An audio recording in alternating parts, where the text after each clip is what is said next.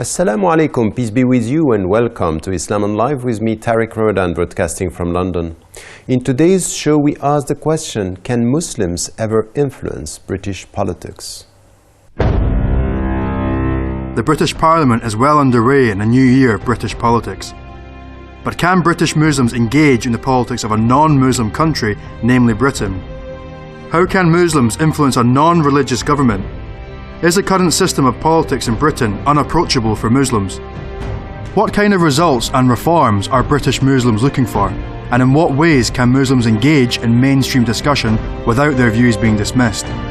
This week's Islam in Life asks, can Muslims ever influence British politics?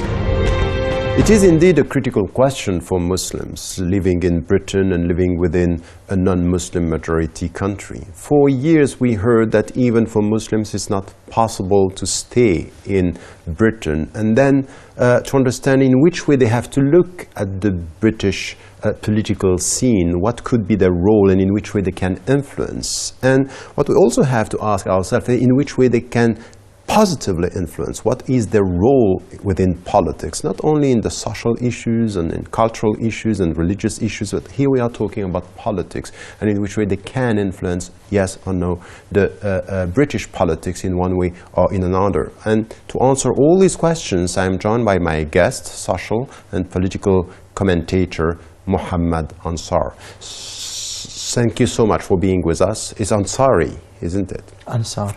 Ansar. Okay, sorry for that. But tell me something about this. I want to start with this understanding of the British, what we call British politics or the British political scene. How, in your sense, Muslims should look at it as Muslims, as citizens, and in which way they have to consider this political scene in this country?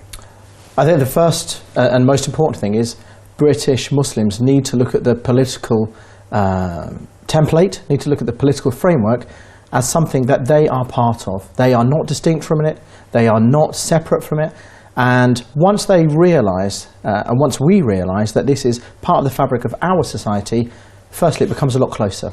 It becomes a lot closer, and the reality of engaging in dialogue, in British politics, in the public discourse, becomes something which is a dream which can be realised. Too many Muslims, I think, see it as something distinct, they see it as something discrete, they see it as something they're unable to engage with, something foreign. And the first thing they have to do is accept that this is part of their culture, this is part of their society. But there is a very important point here, because many people in British politics and you know what we call the indigenous British citizens, they look at Muslims as if they were still foreigners or foreign citizens even. And what you are pointing out now is it might be that Muslims themselves should change their mindset, their perception of the reality, and not accepting that this is, or not even considering that something which is alien to them, but as you put it, our society. So how do you change this? Shall we do something about it? There is a sense of otherness which we need as British Muslim and European Muslims to engage with. This idea of this Edward Said other, a US theologian, Brian McLaren, has spoken recently about this. And often we say by understanding what we see to be the other, what we see to be the protagonists, the antagonists, we then define our own reality and our sense of self. And Muslims need to understand that community, in the best definition, in the most wholesome definition, includes Muslims and non-Muslims in society. And so I think the first thing is to go back to a more authentic, scriptural definition of what we consider to be ummah, in the prophetic tradition of being everybody. And we start from a theological basis as people who want to reach out to some orthodoxy, yet some kind of modernity, some kind of progressiveness. Once we have a better definition, then we can start to reframe the dialogue. So let me put it that way, because I experienced this myself by saying something which was very close to what you are saying, is that this is our society, this is our ummah. Even the Prophet, peace be upon him, said, "My people," even with people having rejected him. And you have people saying, look, how can you say something like this? You, if you consider yourself as a British Muslim, and you have to be involved in British politics, when the politicians in this country are sending armies, killing people in Iraq, people in the Middle East, people not doing anything about Muslims who are killed, it's as if the Muslims have, are second-class citizens, even here. So if this was true with the Ummah, if this was the reality of, this is my country, that's impossible to have politicians deciding to go and kill Muslims. And this is a critical question, because it's not only the perception, it's the very understanding of what it means to belong to a society. What would be your answer? There are two ways of addressing this, and especially I think if I was talking to a younger crowd. The first example is a very simplistic model, which is to say, if you feel you are being hit with a stick, you've got two choices. Allow yourself to be hit with a stick, or grab the stick. Grab the stick and do something with it. My advice is don't hit back, but my advice is think. Think what are the best ways to engage, what are the best ways to influence. I think hopefully a more enlightened discussion will be something around what and how we want to structure society. Muslims are a fundamental part of society in the West. We have been here for 1,000 years engaging and contributing to modern European society, civilization. I was talking recently about how Muslims contributed to the tapestry behind the Reformation. And these are things that Christian Europeans hold to be something quite distinct from Muslim influence. Once we appreciate we're part of this society, then we can start saying, well, actually, we have a fundamental responsibility. Islam is based on social justice and it's transformative. And if Muslims are able to look at their deen, at their way of life as being something which is designed and established to produce corrections in society, if it's something that is able to be transformative and influence not just Muslim lives but non-Muslim lives in a positive way, and then I think we really have some hope. Okay, I understand that, which could be disappointing for someone who is asking our involvement within the British society as Muslims and British citizens.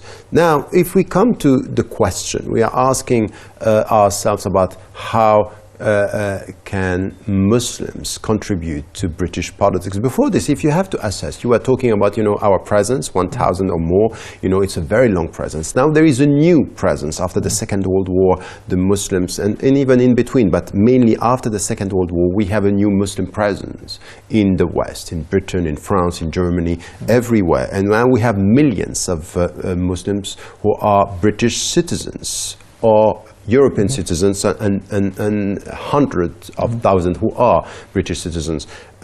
If you have to assess their contribution in political terms, would you say it's positive, it's visible, or it's not enough? I think it's a mixture of all of them, if that's not a cop-out. If we look at the British context, for example, we had very little Muslim involvement in public life, in political affairs, up until the last two elections. At the last election, we had something like 8 Muslim MPs elected, 3 women, 5 men. And that is largely disproportionate for a political class of 650 MPs. If it was proportionate, we'd be expecting to see 20 to 30 Muslim MPs there. And then there's a question about what does this political class look like? Largely Oxbridge educated, largely increasingly elite, largely increasingly wealthy. Now we have a current system where university degrees in this country are going to be costing upwards of £50,000 to achieve. We have a British Muslim population which is anywhere between 75 and 80% on or below the poverty line. We have welfare reforms, cuts which are going to be setting people adrift on a raft, essentially, and people are being asked to fend for themselves.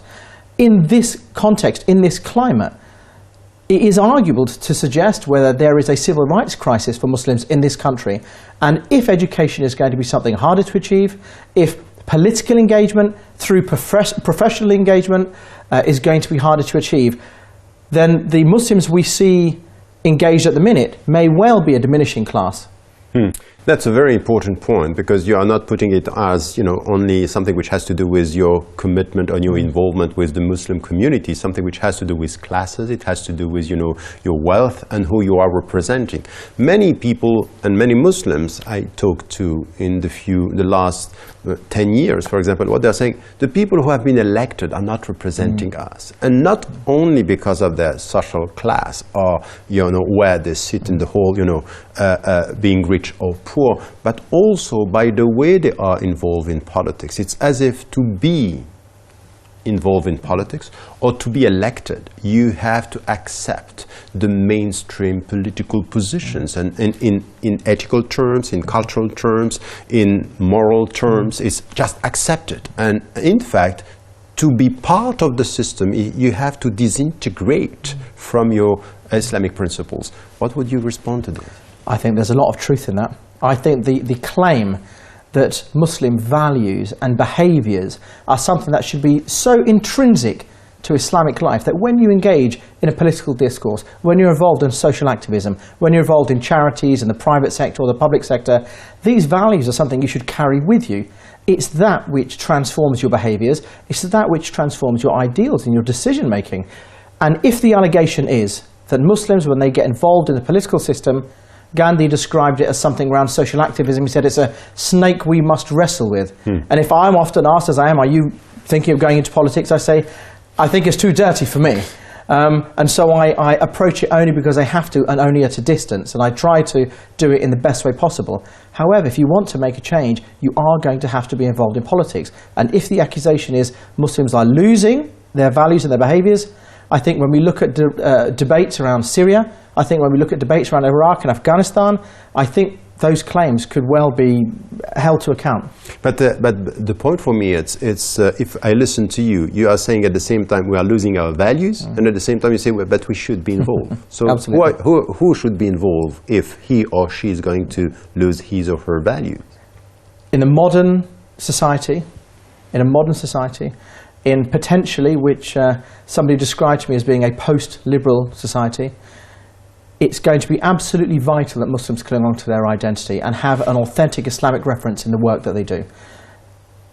The democratization of power, the democratization of authority requires the masses to consider how they're going to plug the moral vacuum. This requires the masses to have a very clear steer and a very clear identity. Often we talk of political decisions, we talk of politicians making decisions, but the electorate, many of them, and especially the Muslims, we cling to our faith, we cling to our ideals. We can be the wind that blows, we can be game changers. If we're able to focus our energies and able to focus our talents in a positive direction, we don't need to be swayed by the political machine, we can sway the political machine. So that's exactly the point. That's exactly the point. We come as Muslims with a very clear set of ethical values and principles and even objectives. Is to be muslihun, meaning reforming the society for the better. We reform ourselves and reform the society. Now we are, and people here are British citizens. What you are saying is, be careful with politics, is a dirty game. Still, we have to be involved. Now, how can the Muslims, or the British Muslims, influence British politics? I think the first thing is language. Too few Muslims involved in public life are speaking the language that the broader population understands. It's absolutely fine if you're talking to your own constituency, if you're talking to your own electorate, or you're talking to your own congregations. But actually, if you want to be involved in public affairs, you need to be speaking a language that Muslims and non-Muslims understand. That doesn't mean compromising your values and your ideals. It means really understanding what it means to engage and having a good narrative. So firstly, communications and language. Secondly, you need to be compelling. There is absolutely no point fueling self-interest, fueling tribalism, thinking that the answer to this is playing the dirty game. What we've seen across Europe, especially in Britain, is the increase in the far right. Far right influence, whether it's UKIP, the tail that wags the Tory dog, or whether it's the English Defence League or other organisations across Europe. And so there is a vacuum that needs to be filled, which is around socialism, social activism, and largely the left. And Muslims have very, very strong affiliations with the left, with socialism, with social activism. We may be right when it comes to crime and punishment and other issues, but certainly when it comes to civic society, we have a narrative, we have a compelling story, and I think people want to hear that. That's important. Let me come to your first point when you are saying communication is important and to come to with a strong narrative. While very often the narrative which is put for the country is putting Muslims outside the narrative. And the narrative is power. You know, Foucault was saying this. The narrative, the one who set the narrative has power.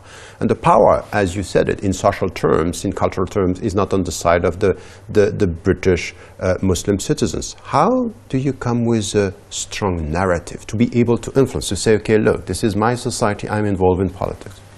You need to know what you think first. And too often, we go out and we're involved in community affairs, we're involved in social activism, and people don't necessarily think all the way through. They have some answers to some questions. And if we behave in a way in which we're isolationist, if we're not reaching out to non-Muslim communities, if we're not reaching out to people of other faith and of no faith, how do we begin to bridge the gap? How do we begin to bridge the gap in society? I think to some degree we could almost make the argument that through the Western Enlightenment, through the time of the Industrial Revolution, before the time of the Reconquista, historically Muslims gave their voice to the West. And actually, very largely now, we need to reclaim that voice. We need to reclaim that light, those ideas of tolerance, virtues of peace and unity, and building bridges and bridging the gap between different parts of society. Once we were able to say that we are truly representative, and other members in society say, we trust Muslims. We trust Muslims because they are here to uphold our virtues and our ways of life with tolerance and understanding. I think they will support us. And that's the start of the narrative. Yes, which could be to come back to the universal dimension of the Islamic message, to be able to reach out. But it's not as easy as that. The second part of your answer was about being involved within the society and being involved, you know, trying to create alliances, social alliances, cultural, to reach out. And this has been done. Yet now we have people saying, look, you have been doing this for years, decades, trying to work with people from, you know, all the parties. Now you enter within the party, you are losing your values. So what is the point? It might be that if you have to assess between protecting your values and to be politically influential, but at the same time losing your value, you better go for isolation, because isolation is a kind of a isolated power and ethical protection. What would be your Islamic answer to this? I think firstly I'll reject that dichotomy. I think I would reject that argument. I think the idea that we have to choose between engagement, which brings with it power, and isolation, I think is the wrong argument.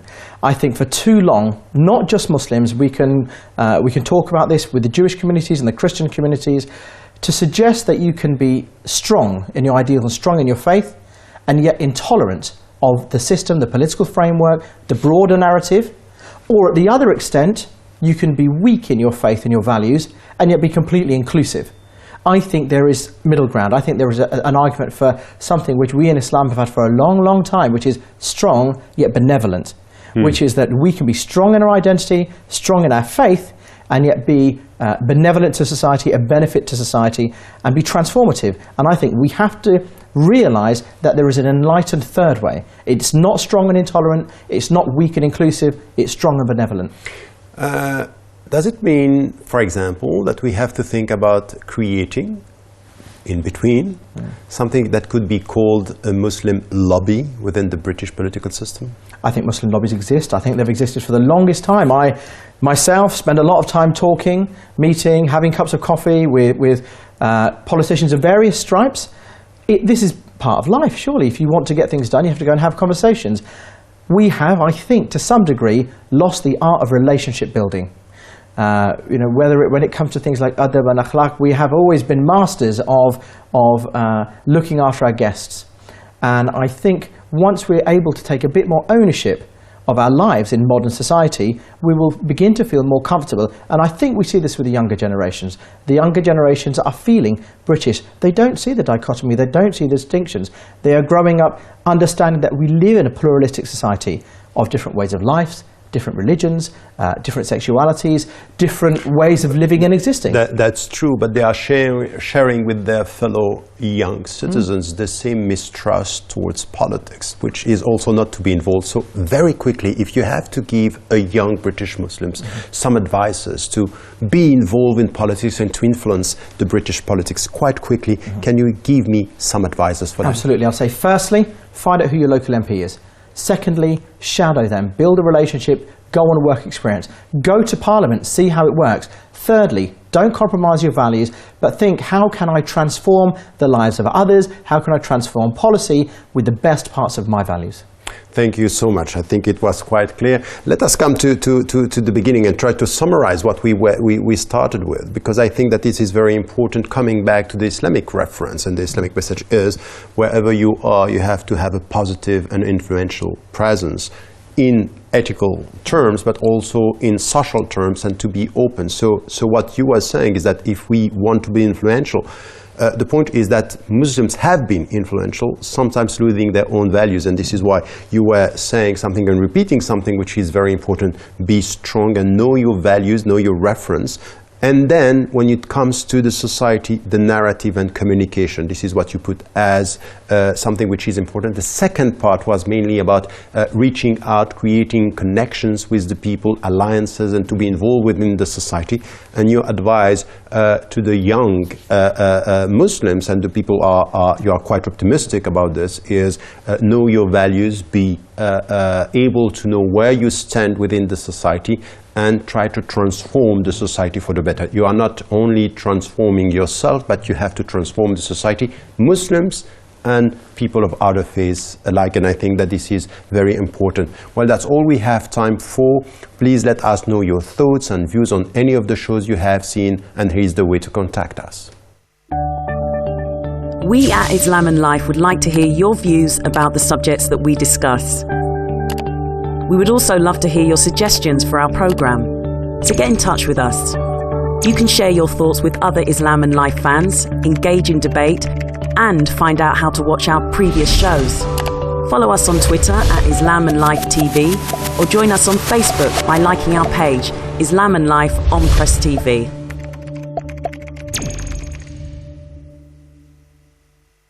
Finally, I would like to thank my guest, Muhammad Ansar. Thank you so much for your input and your presence, and I hope to see you next week, inshallah.